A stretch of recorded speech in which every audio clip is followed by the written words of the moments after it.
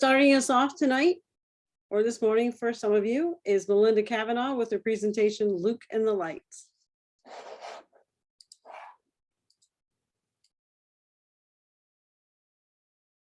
Hello, and thank you all for joining our presentation today on Luka and the Lights.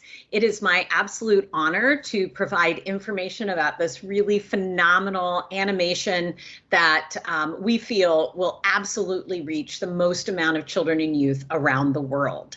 My name is Melinda Kavanaugh, and I'm an associate professor in social work at the University of Wisconsin in Milwaukee in the United States. And not only that, but I'm also a licensed clinical social worker and have spent most of my clinical work and my research around children and youth and neurological disorders, including ALS. And one of the things that I primarily study is the role that children play as caregivers and really how to develop interventions and supports to help them understand more about the disease process, caregiving, and how we can best support these children and youth. So we absolutely thank the Allied Professionals Forum for allowing us to come and talk about this amazing program today. And I am joined by my phenomenal colleague, Sascha Groen, whom I hope I didn't butcher that last name again, who is going to give you a load of wonderful background about how Luka and the Lights came to being. But before we do that, we'll give you just a little bit of background about why we're doing this. So as I said before, my research, my clinical work has always been in children and youth who live in families with neurological disorders. And what we know specifically about ALS and motor neuron disease is worldwide, children and youth are absolutely involved in these families. They're involved in care. They're involved in trying to understand what the disease is and how it affects them. And they're also trying to understand end-of-life issues. And those are huge, critical pieces about living in families with ALS and MND. But what we also know is that there's inconsistent support. And some countries have lots of access, have lots of resources, and other countries don't. The MND Association, the ALS Association, and the ALS Netherlands are just three examples of countries and associations who really do a phenomenal job of developing programming for children and youth. But unfortunately, again, that's inconsistent around the world. And often it's inconsistent because of language barriers. And so this is a slide that shows all the information we currently have about ALS and MND for children and youth. You'll see that they are for young children, for teen children, for young adults, for families. And you'll also see that quite a few of them have been translated into Dutch, French, Italian, and German, and that is absolutely thanks to the Swiss ALS Association as well as ALS Netherlands. And while these programs and materials were created by myself and the ALS Association in the US, they certainly are available worldwide. But again, one of the barriers is that they do require the ability to read. And so in addressing that, one of the kind of gaps is how can we create education and information about ALS in a really fun way that does not require any particular learning or reading level. And to that end, I'm going to turn over this presentation to my wonderful colleague, Sascha, and she's going to give you all the background and kind of how Luka and the Lights came to being. So take it away, Sascha. Well, thank you, Melinda. I'm married to Anjo and we have two kids. And Anjo got diagnosed with a form of ALS when he was 35. And our children were 2 and 7 years old at the time.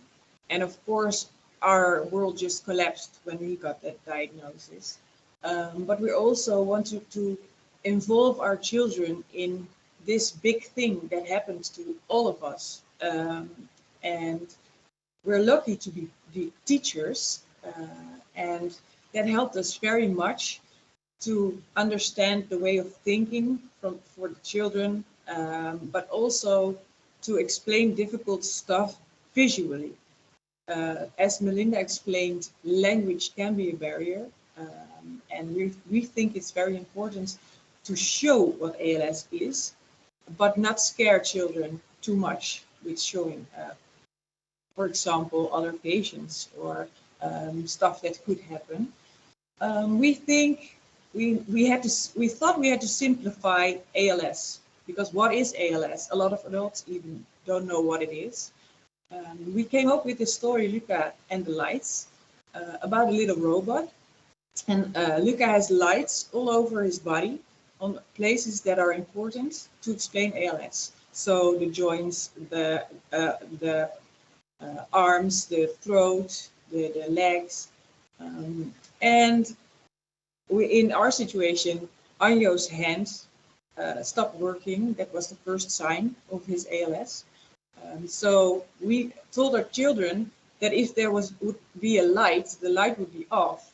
But you can put a new light in it and it still won't work, because the problem with ALS isn't the light, it's the wiring. The wiring is getting thinner and thinner and it breaks. And then the energy for the light, in this case, can't reach the light anymore.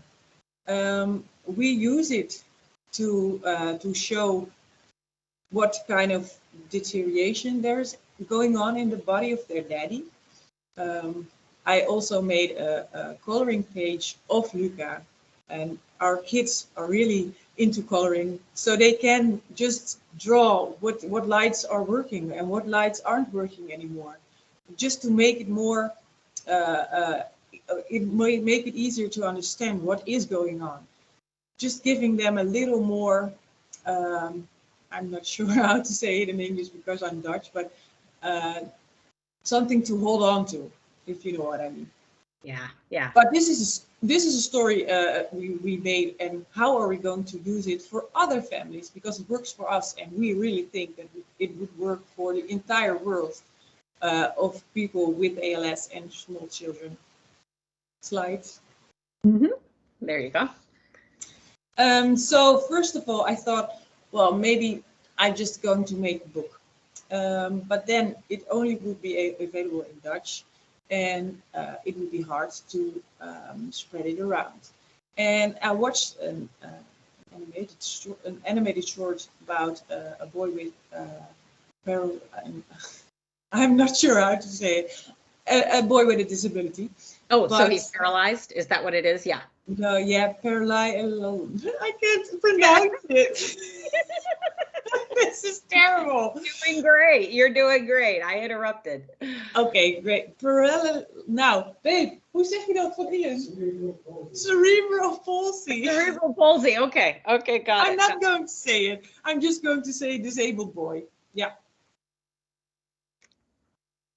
So watching that documentary kind of inspired you to be able Absolutely. to Figure out. Yeah. It wasn't a documentary. It was a short, animated short. Ah, got it. Yeah. And that was, and then I thought, oh, we have to do this. Yeah. Mm-hmm. So I'm ready when you are. Well, you know, one of the exciting things about all of the background that Sascha gave is it comes from a family, and I think that's what makes this kind of work and all of the other materials that we have for children and families is that they were all informed by the families themselves. And so having her children be able to understand that when a light goes out, that means that the arm isn't working, but not just because the arm isn't working, but because all of the background, all of the wires inside aren't working. And so Sascha and her colleagues at ALS Netherlands connected up with Big Grin Animation Studios, which is a studio here in the United States.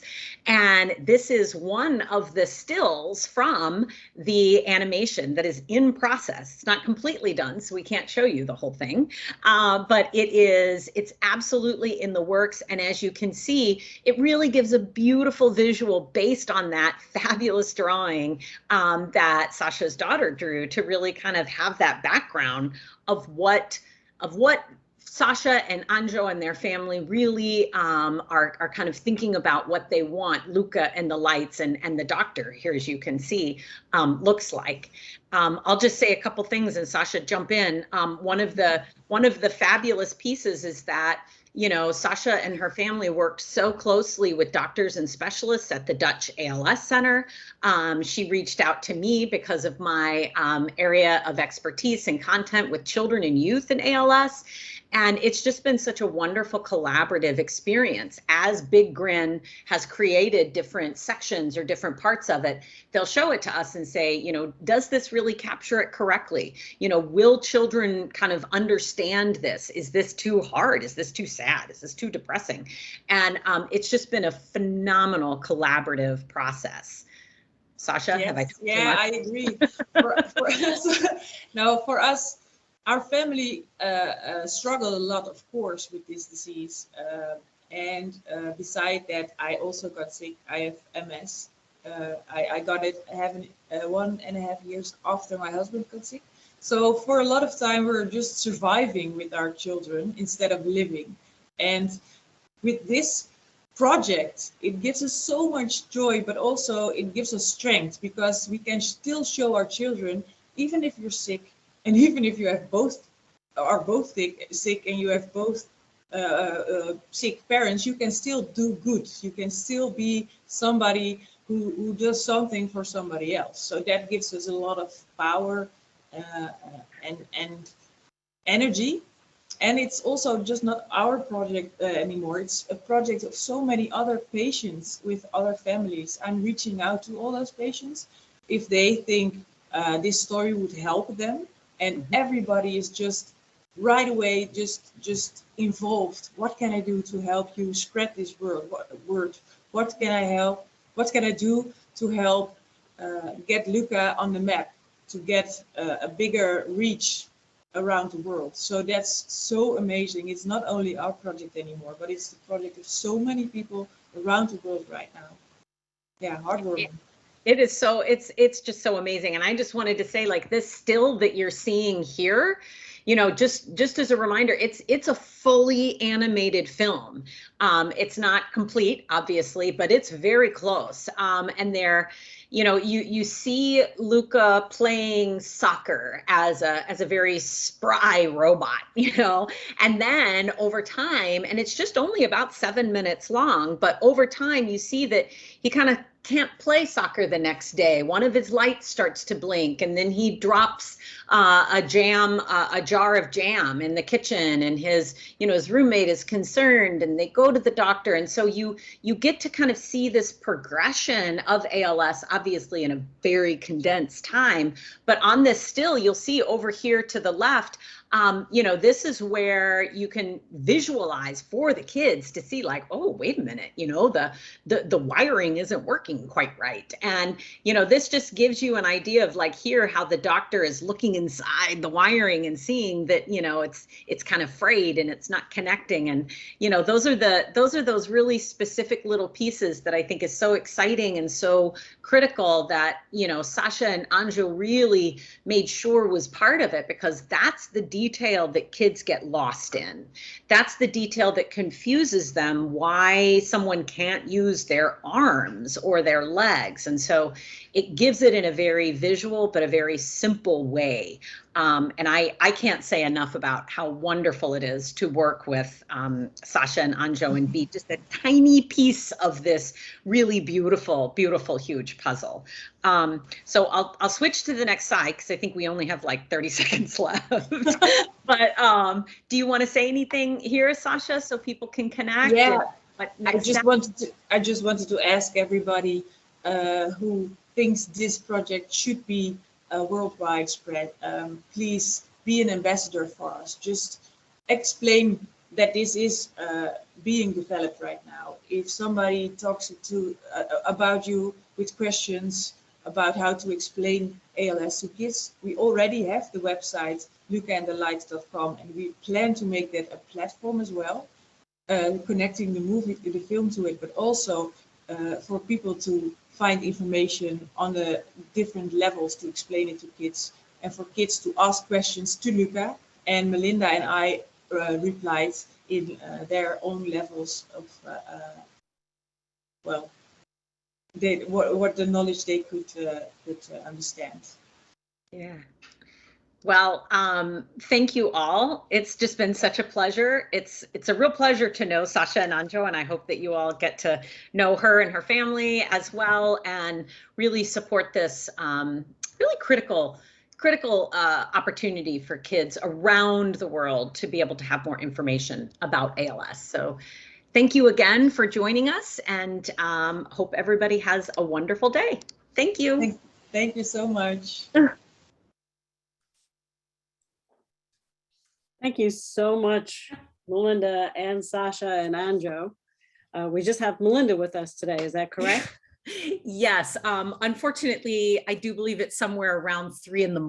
in the Netherlands. So Sascha said, since it's only 8:30 at night where you are, can you do it? I was like, absolutely. So bless them. But yes, you only have me. No. We love having you. You know that. That's really interesting. Really, the whole thought process, and I just love that they want to give back as well. You know what she said, we're teachers, we can do this. It's really Absolutely. terrific. Yeah. Absolutely. It's been, I have no artistic skills whatsoever. So it's been extraordinary to see the transition from the original drawings with Sascha and Anjo and their daughter, and then working with Big Grin, which is an animation studio that I know absolutely nothing about. And they're so thoughtful and they're so engaged, and they bring everything back to us and say, does this make sense? We're trying to get a really good handle. The most recent one was trying to process or show in a very brief way how Luka felt about getting a diagnosis without it being kind of volatile, but showing his kind of anger and frustration and emotion. It was a really interesting process, kind of going back and forth with animators to make sure we got that right. And I also don't know that much about animation, but there's no words then, it's fully animate, just yes, telling a story through pictures. Yeah, which is just so critical. So many kids around the world, different languages, different learning styles, different learning trajectories, and just the accessibility of something that's an animation, and they can see it and they can experience it without having to read it. Yeah. Mm-hmm. You're looking for the questions there? I know. I just looked over. I was like, I don't know. Am I supposed to do that or you do that? I'm so sorry. Doing my job. Oh, that's all right. I'm so sorry. It's been a long day. It's been a long day. You have been amazing, by the way. Yeah.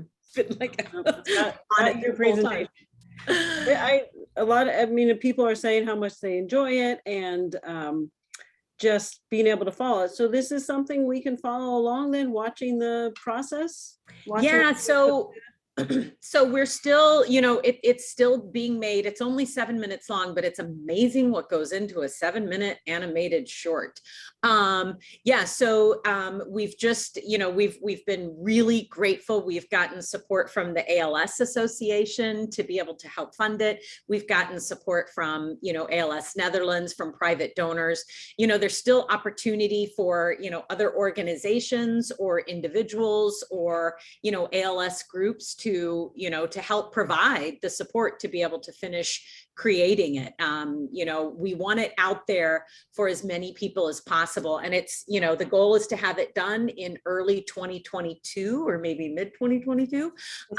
There's also really wonderful creative pieces that'll go along with it. So, t-shirts or posters that, kids can kind of have in their own things. And then also putting together kind of a map of ALS resources for kids that are connected to Luka and the Lights. So. Right, because it would just be one of the tools in your toolbox. It's not going to be appropriate for everyone. No. But no, you just, here's something to have. Absolutely. Yes. Absolutely. And that's the cool thing. And I think what's also so cool about what the Alliance does is that it brings everybody together. And it's like, here's cool things that you can use to educate your kids and family. This is one option. And it's just, it's delightful to be a part of that. Absolutely.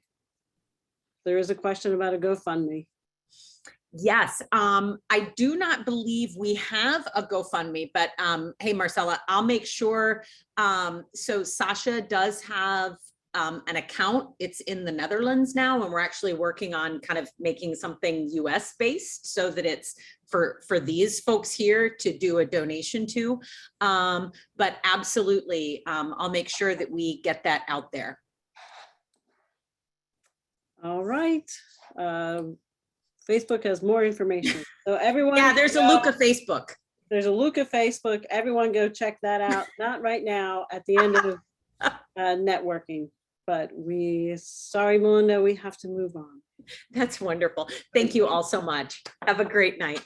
Melinda will be back with us later.